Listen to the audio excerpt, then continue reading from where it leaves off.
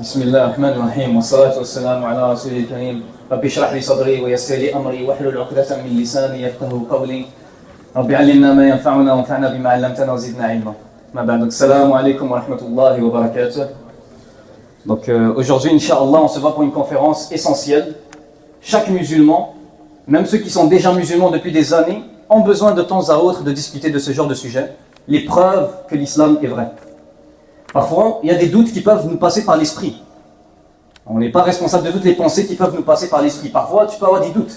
Tu te dis, mais attends, moi je suis musulman depuis que je suis né, mais qu'est-ce qui me prouve réellement que l'islam est vrai? Je ne veux pas être musulman juste parce que je suis né musulman, je veux être un musulman de conviction. Ça peut nous passer par l'esprit, ce genre de doute-là. Et ce n'est pas mauvais de penser comme ça. On est humain. Là où ça peut devenir un problème, c'est si ce genre de doute, ce genre de pensée deviennent maladifs.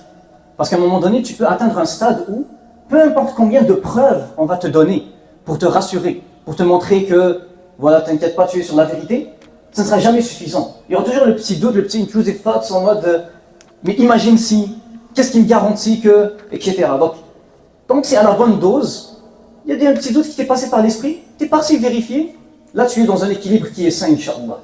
Alors, vous l'aurez deviné qu'aujourd'hui, Inch'Allah, je n'aurai pas le temps de vous citer toutes les preuves que l'islam est vrai, même qu'elles sont tellement nombreuses que je ne les connais pas toutes au complet. Donc je vais faire du mieux que je peux. Vous allez voir qu'il y en a tellement, subhanallah, et le fait de dire que déjà qu'il y en a beaucoup, et il en reste encore d'autres qu'on aurait pu adresser si on avait plus d'heures, plus de temps, c'est très impressionnant. Et quelque chose sur lequel j'aimerais que vous prêtez attention, et ça doit être une méthodologie que vous utilisez lorsque vous essayez de prouver à quelqu'un que l'islam est vrai, c'est ce que j'appelle la technique de l'accumulation. C'est de montrer que un miracle ou une preuve que l'islam est vrai, quelqu'un aurait pu se dire, ah c'est un hasard, ah c'est de la chance. 2 miracles, 3, 4, 5, 6, à un moment donné ça commence à en faire un peu trop. Ça commence à en faire un peu trop pour que ce soit juste un hasard.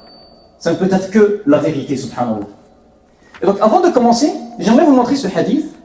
Le prophète sallallahu alayhi wa sallam a dit, certes, je n'ai été envoyé que pour parfaire les nobles comportements, que pour enseigner le bon comportement. Ma question pour vous, je ne veux pas de réponse, je veux juste que vous y réfléchissez. C'est quoi le rapport avec le sujet d'aujourd'hui? On est là pour parler des miracles, des preuves que l'islam est vrai. C'est quoi le rapport entre les preuves que l'islam est vrai et les bonnes manières, le bon comportement? Je vais laisser ça mijoter dans votre esprit, Inch'Allah, et on va enchaîner avec les preuves, Inch'Allah. Tout d'abord, si on commence avec les religions principales, soit le judaïsme ou le christianisme par exemple. Les juifs, le miracle ultime pour eux, c'était lorsque Moussa alayhi salam, a séparé la mer en deux. Et il a libéré le peuple juif et ils ont pu traverser la mer. Les chrétiens, le miracle ultime pour eux, nous on n'y croit pas, mais le miracle ultime pour eux, c'était que quand Jésus a été crucifié sur la croix, il a ressuscité ensuite. Le point en commun entre ces deux miracles, qui chacun symbolise chacune de ces religions-là, c'est qu'un athée ou quelqu'un aujourd'hui pourrait venir et dire, mais attends, ça c'est le miracle principal qui définit votre religion, mais moi j'ai pas vu ça de mes propres yeux, j'ai jamais vu ça. Qu'est-ce qui me prouve que c'est réellement arrivé? Je dois juste me baser sur, parce que je dois te croire sur parole qu'il y a plus de 2000 ans, un homme a été crucifié sur une croix, puis il a ressuscité. Qu'est-ce qui me prouve que c'est vrai? C'est un miracle pour une époque et un lieu spécifique. Là où l'islam est différent, c'est que nous, notre miracle, même aujourd'hui on peut le voir, mais pour tous les lieux et toutes les époques, c'est-à-dire le Coran. Nous, même quelqu'un qui est aujourd'hui, 1400 ans après que le Coran a été révélé, tu peux lui dire non, le miracle est encore parmi nous, tu peux le voir de tes propres yeux. Tiens, le voilà, c'est le Coran, subhanallah. Vous savez, le Coran, il n'a tellement rien à cacher. Parfois, les non-musulmans, ils pensent que nous, les musulmans, on est en mode non, posez pas trop de questions sur l'islam, on est sur la défensive, on a peur, on a quelque chose à cacher. Non. Le Coran, il leur dit plusieurs fois, ok, si vous doutez, si pour vous ce livre ne vient pas de Dieu, trouvez une contradiction dedans. Il est né au défi, il n'a rien à cacher. Dans d'autres sourates, il leur dit, ok, c'est un humain, vous dites que c'est un humain qui a écrit le Coran, c'est pas Dieu, c'est un humain. Ok, vous êtes des humains, allez, faites un chapitre pareil, allez-y. Et ces nombreux défis que le Coran lance aux non-musulmans, quelqu'un a voulu saisir ce défi-là. C'est-à-dire, je vous présente ici le docteur Gary Miller. Dans les années 90, un très très grand chercheur, surtout en mathématiques et en informatique, un grand chercheur qui s'est dit, ok, moi, je vais ouvrir le Coran. Il dit, il nous lance le défi, cette religion, elle vient chez nous aux États-Unis, puis ils nous disent qu'il n'y a pas d'erreur dans ce livre-là, vas-y, je vous mets au défi d'en trouver. Vous allez voir, je vais en trouver. Il a ouvert le Coran, il a commencé à l'analyser pour trouver des erreurs. Aujourd'hui, Gary Miller s'appelle Abdul Ahad. Ensuite, Jeffrey Lang, docteur Jeffrey Lang, il a un doctorat en mathématiques. C'est-à-dire qu'il a fait des études supérieures en mathématiques. Moi, juste mathématiques SN de 5, au secondaire. Je me suis dit que la note que j'ai eue, je vais l'amener avec moi à ma tombe. Je ne vais jamais la révéler à qui que ce soit. Cet homme-là, il a fait un doctorat en mathématiques. L'équivalent des études qu'un médecin ferait en médecine ou un psychologue en psychologie, il l'a fait juste en mathématiques. Son cerveau, c'est une machine. À un moment donné, pendant qu'il est en train d'enseigner à l'université de San Francisco, quelqu'un lui tend le Coran, l'histoire elle est sur YouTube. Il commence à se poser des questions, il commence à analyser et tout. Aujourd'hui, Dr Jeffrey Lang s'appelle Abdul Haq. Ça, c'est l'effet que le Coran a sur les gens sincères qui l'étudient. Pourquoi est-ce que je vais en arriver là? Parce que parfois, la religion elle est vue comme pour les gens, le peuple bas, les gens qui ne sont pas très intellectuels, qui n'ont pas trop de connaissances. C'est juste pour endormir le peuple qui n'a pas un niveau intellectuel. Mais quand tu es quelqu'un d'intelligent, tu ne peux plus croire dans ces histoires-là. Ça, c'est des machines. Et regardez qu'est-ce que ça donne. Il y avait un commentaire sur YouTube, mais en fait, avant de vous laisser le lire, c'était sur une des vidéos à nous, de AGMM sur YouTube. Quelqu'un s'est pensé vraiment intelligent. Il est venu dire l'islam c'est une secte, c'est ci, ça. Une sœur a essayé de lui répondre, et là il lui a répondu avec, il s'est pensé fraîche, il a été comme, celui qui lit le Coran, celui qui récite le Coran est musulman, celui qui lit le Coran quitte l'islam. Dans sa tête il a drop des bars, en mode, c'est-à-dire, quand tu fais juste lire le Coran, tu es musulman, mais dès que tu t'attardes dessus, tu réalises qu'est-ce que le Coran vaut réellement. Et là j'ai décidé de lui répondre. Je dis, pourtant, nous avons des intellectuels occidentaux comme Gary Miller et Jeffrey Lang, des doctorants en mathématiques qui ont lu le Coran et ont plutôt fini par se convertir à l'islam. On a aussi le docteur Maurice Bucaille en France, et j'en passe. Il n'a plus jamais répondu.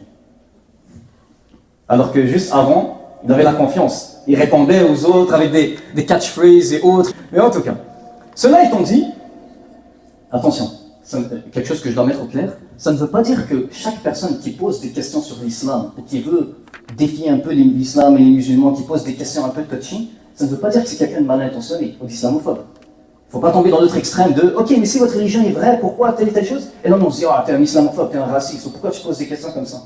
Non.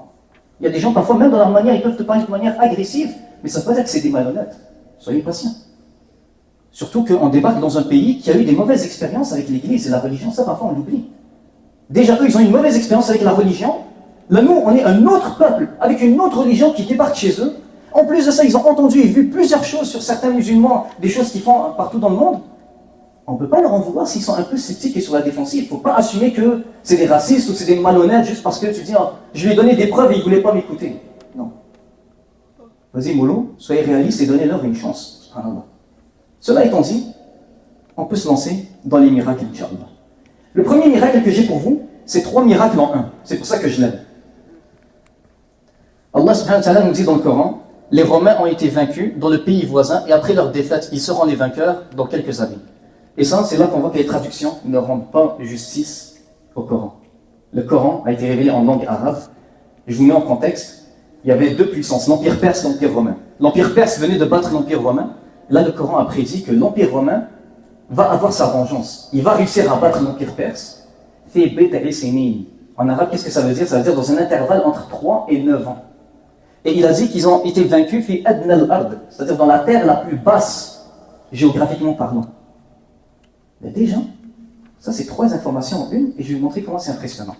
On a cet homme-là, qui s'appelle Edward Gibbon, qui était un parlementaire anglais. Il n'est même pas musulman.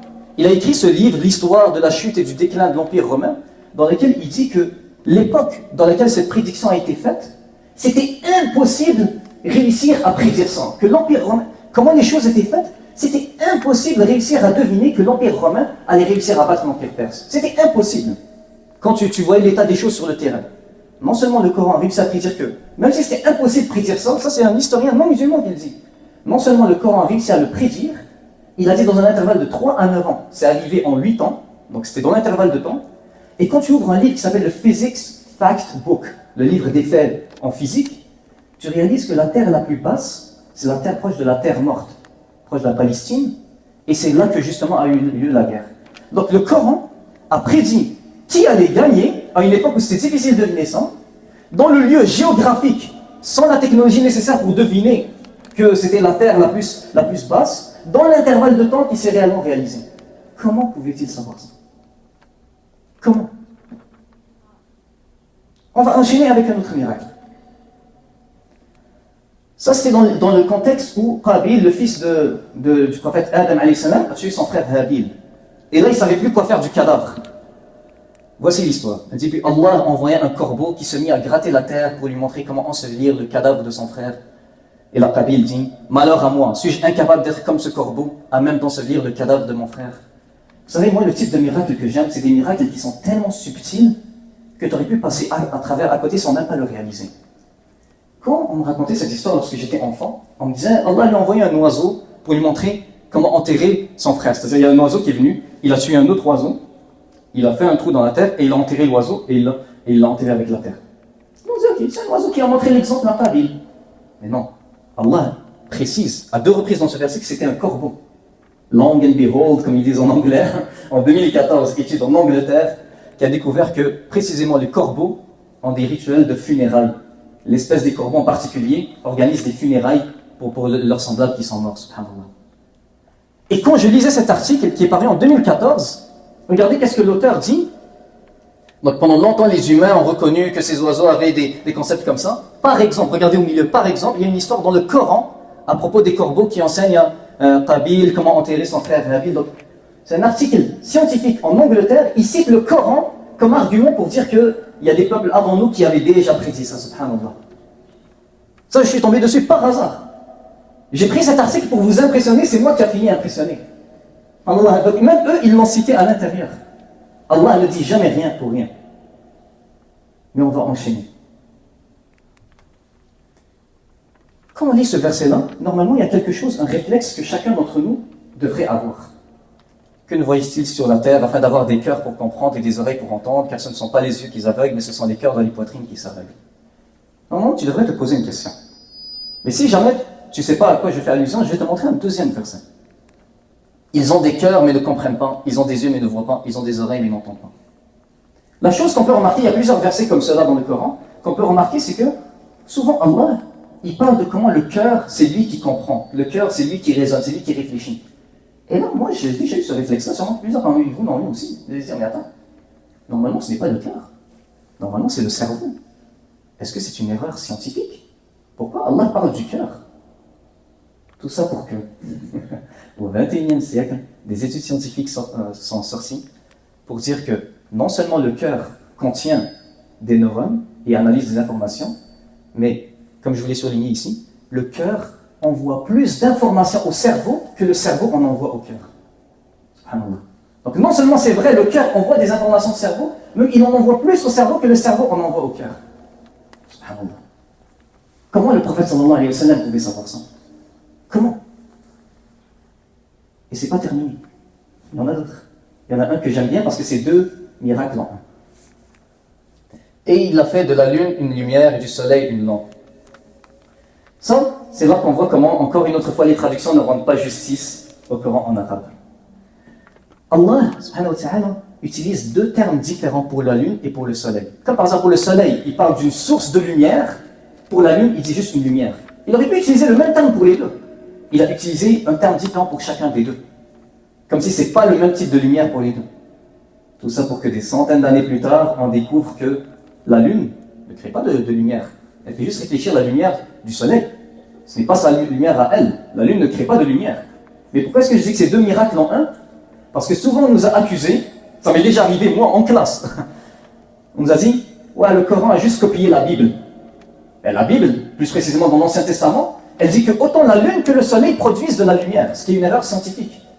Comment le Coran, il a soi-disant copié la Bible, mais comme par hasard, les erreurs que la Bible a fait, comme par hasard, il ne les a pas copiées, même qu'il les a corrigées.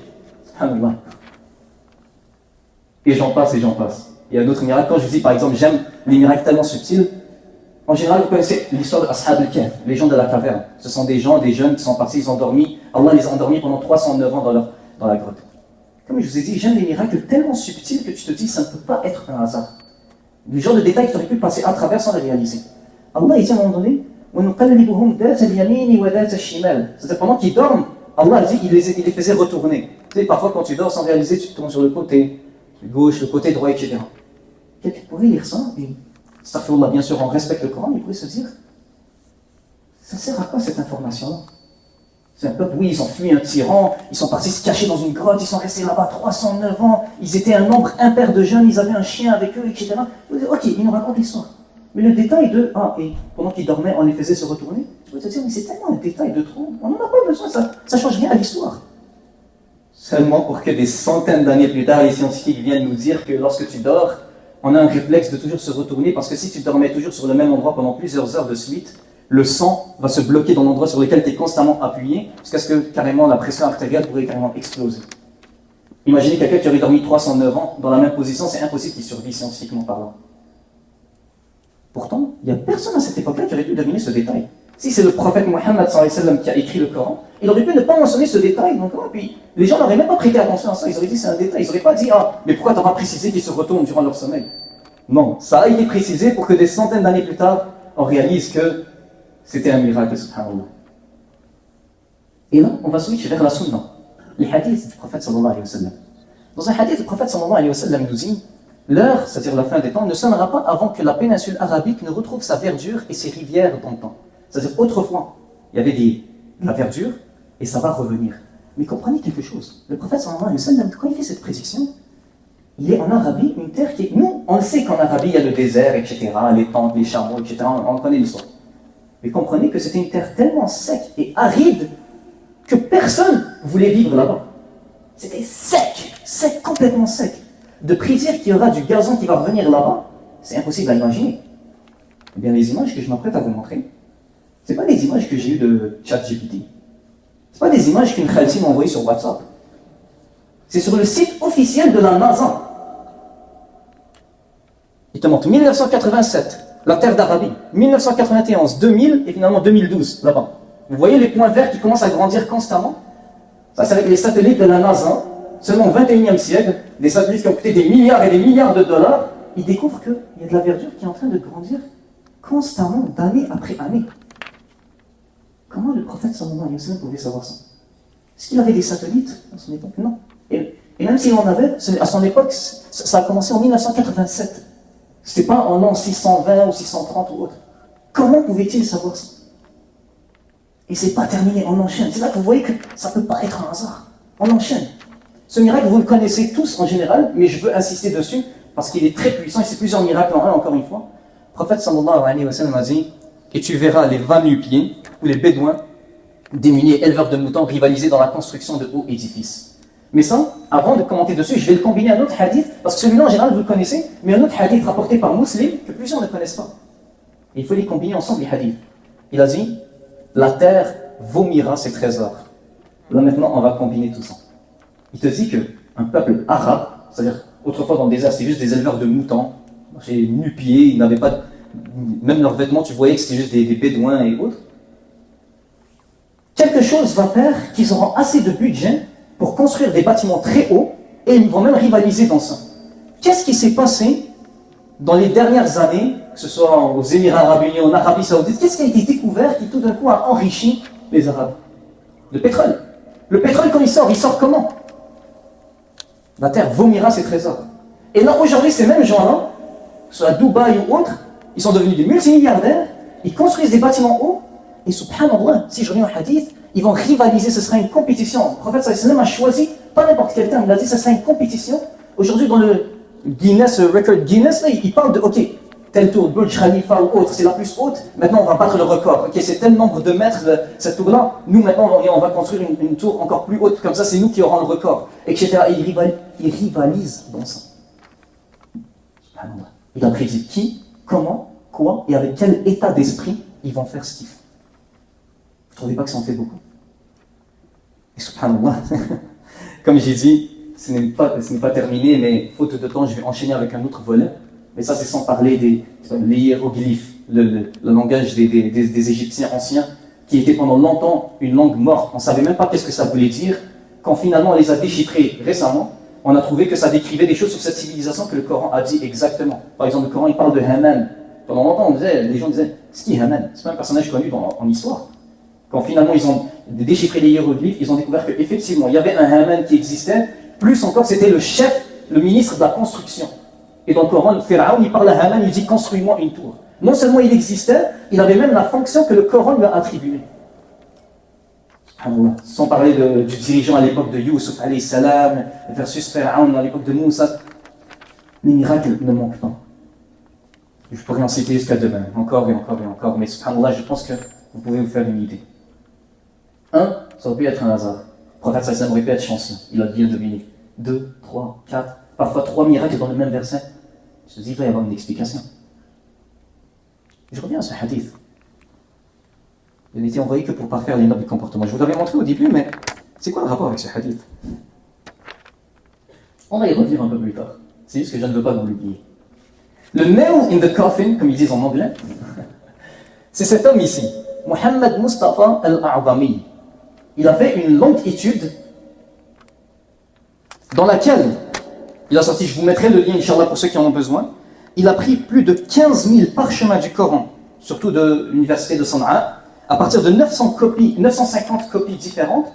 Et chaque parchemin, c'est la même sourate, mais à des siècles différents. Et les amis côte à côte pour comparer tout ça. C'est une longue étude qui a été faite pour découvrir qu'au final, le Coran, chacun de ces parchemins, quand tu les mets ensemble, il est exactement le même siècle après siècle. Une précision, il a dit les parchemins qui avaient le niveau de précision le plus bas, c'était 93%. Le 7%, c'était des voyelles différentes ou des lettres qui ont été effacées avec le temps. Donc, 93% et plus, on a chaque siècle, depuis le prophète jusqu'à aujourd'hui, au moins un parchemin, mais en fait 15 000 parchemins comme je vous ai dit, qui nous montrent que le Coran n'a pas changé d'un seul mot. Versus, si je vous cite le Peter Guri, je pense que j'ai... Il a fait une étude, elle a été publiée par l'université de Cambridge en 2015, dans laquelle il a pris les textes en grec du Nouveau Testament, parce que les textes les plus anciens de la Bible, du Nouveau Testament, sont en grec. Il a mis 350 manuscrits à côté, il a trouvé plus de 582 000 différences. Comparez le Nouveau Testament avec les 15 000 parchemins de chaque siècle du Coran qui nous montrent qu'il n'y a pas un mot qui a changé du Coran.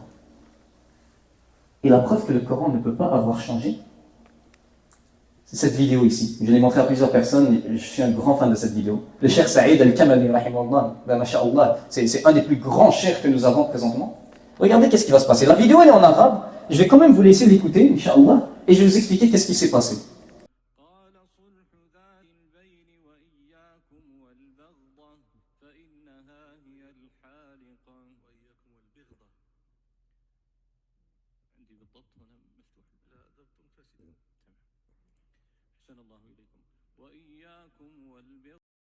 Ce qui s'est passé, c'est que son élève est en train de lui réciter ce qu'on appelle le Muwatta de l'imam Malik. Ce livre-là est tellement énorme que ça fait 12 ans qu'ils sont en train de l'analyser chapitre par chapitre, ils ne l'ont pas terminé.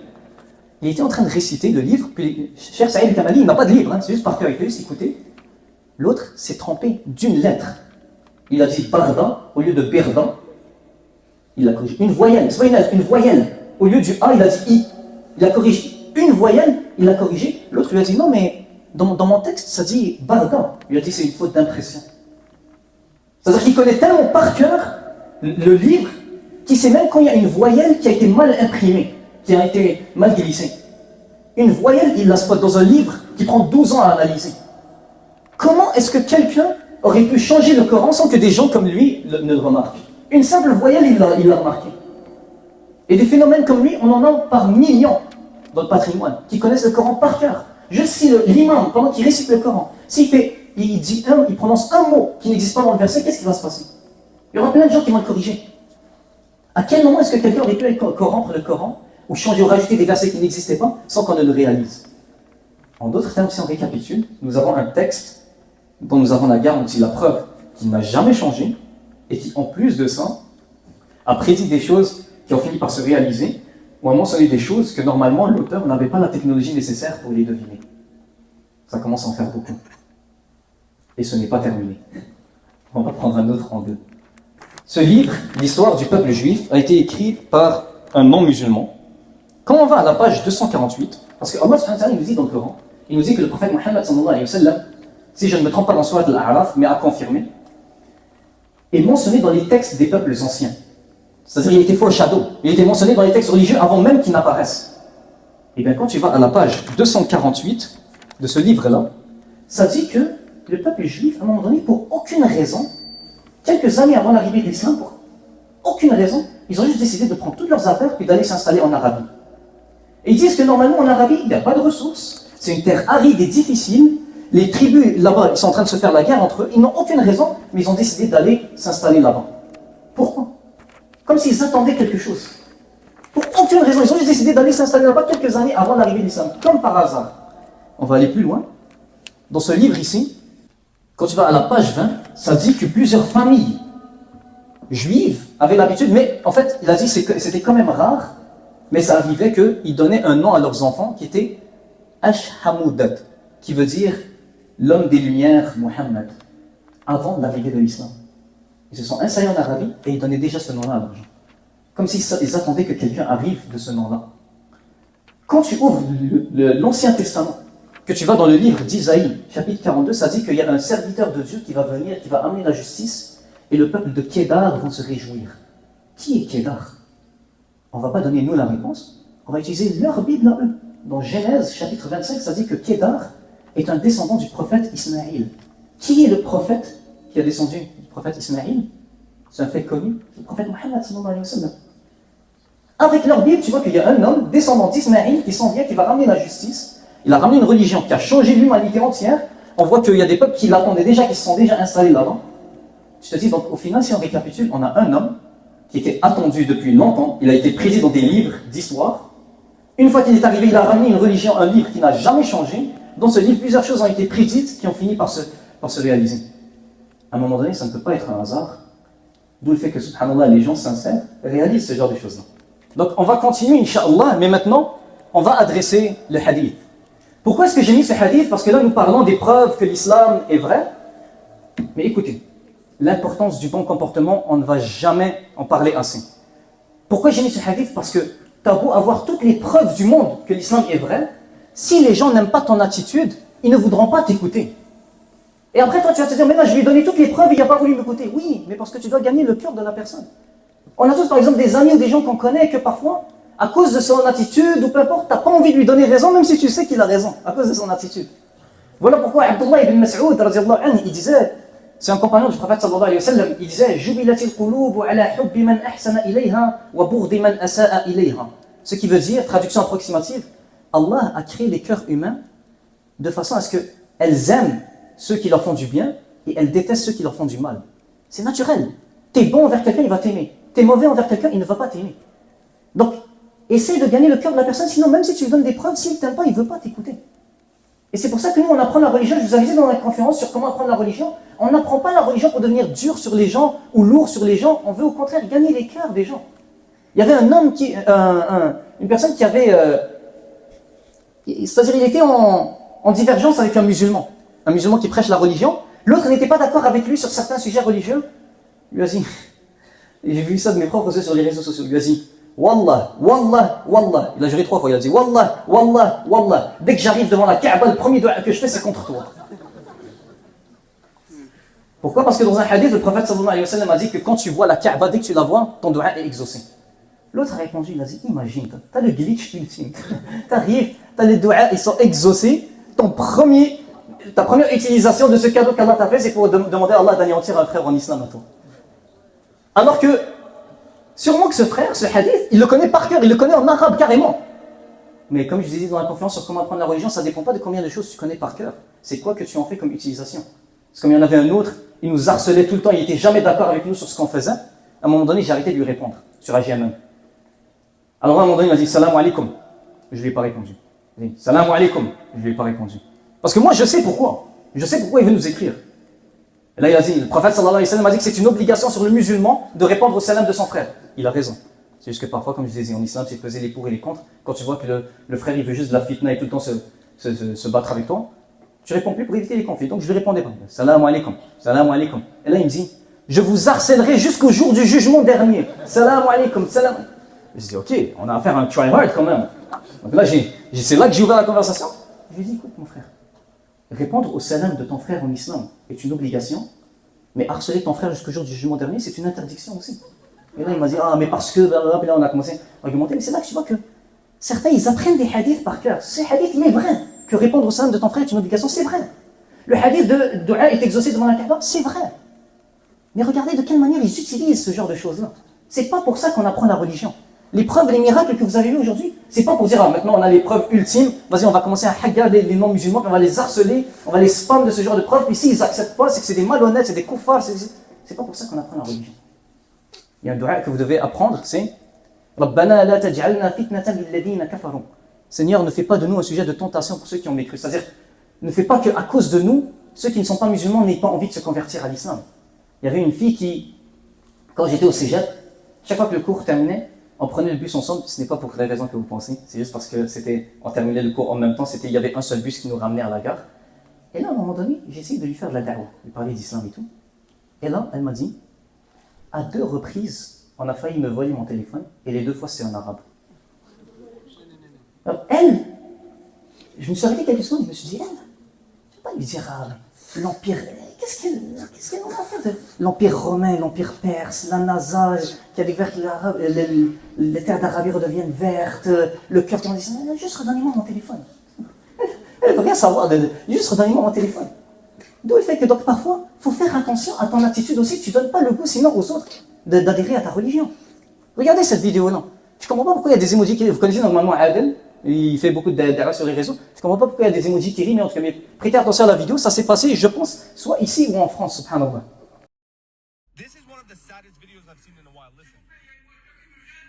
When he says in French, somebody's blocking my car, please move it. While the salon's going on, he's like, guys, I cannot move. My car is blocked. Guys, why do we go to the mosque and then harm the neighbors, whether Muslim or non-Muslim? Be conscious, especially if you go to the house of Allah.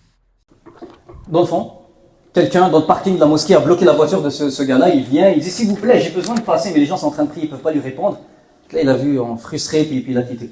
Cet homme-là, tu vas lui citer des preuves, il va dire, moi, je veux juste m'en aller, juste ma voiture, c'est tout.